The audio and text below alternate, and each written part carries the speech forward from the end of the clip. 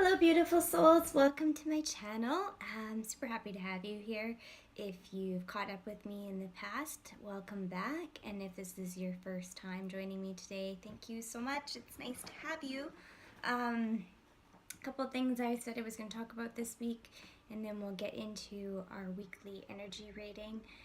The first was I wanted to introduce some crystals to you guys. I'm somebody who loves to work with crystals. I adore them, I collect them, I hoard them. It's true. I'm sure a lot of you can relate. So I just wanted to talk about two stones that I use in meditation before I begin a reading. And they're quite popular stones, so you're probably maybe already familiar with them. If not, then I feel super blessed that I get to introduce them to you. So the first one that I want to talk about is Labrodrite. I don't have the best lighting in here to show all the magic of this stone, but it actually has beautiful reflective rainbow sheen to it. It is just such a little piece of magic, this stone. So I love to use Labradorite in my left hand when I meditate before a reading. Labradorite for me helps me connect to divine energy and my spirit guides. And the left side of your body, if you're not familiar, is the receiving side of your body. So in the right side of my hand, I use a rose quartz stone. I'm sure most of you know this. This is all about loving, giving, and receiving loving energy. And I like to use that in my right hand. The right hand side of your body is for giving. So for me, it's receiving divine messages and light through the left side of my body and being able to give those messages in the most loving way possible to be able to serve that way. So two beautiful stones. They're amazing. I love the energy. They resonate really well for me. So those are two that I use all the time in meditation. If you haven't tried them out, I say give them a go.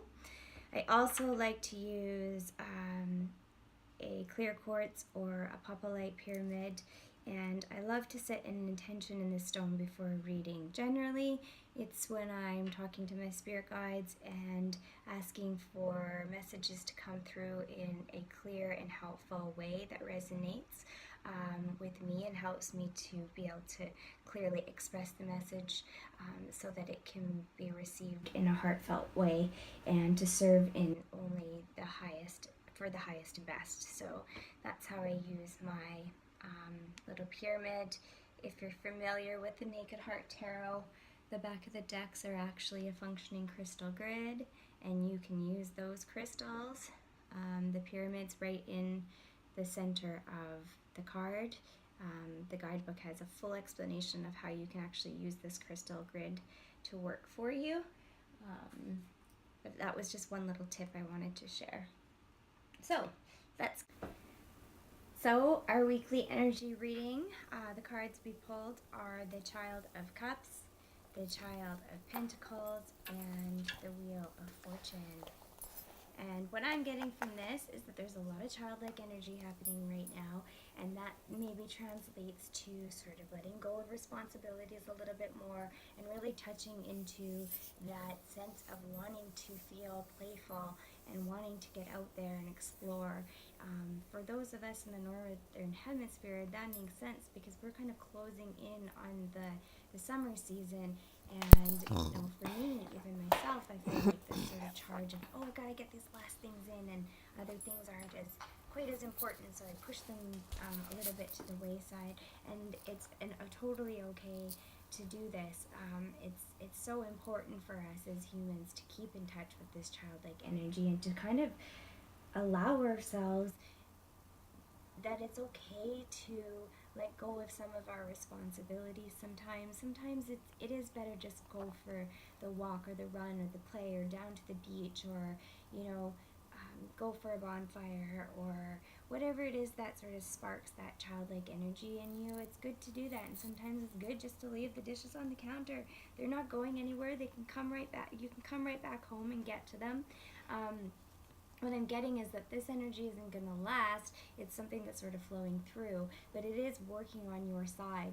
So for anybody that whenever, if you've experienced, and I'm sure you have, that when you're in touch with this childlike energy, you're really allowing yourself to be in touch with the divine. You're allowing yourself to have a beautiful flow of energy and new insights, or you're allowing for new insight to come bursting through.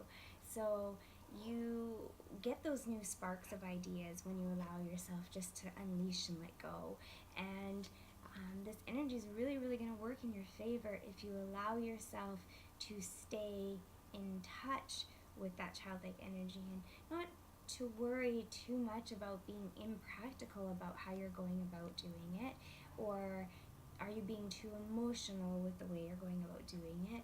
I don't worry so much about that. Like, really just have a good time with whatever you're flowing through right now. I'm not saying don't be balanced and that, all their responsibilities should be neglected, because we're adults in most cases, and we need to still be able to run and function like adults. But that childlike energy is so important for us to embrace. It is truly, truly important for us to embrace.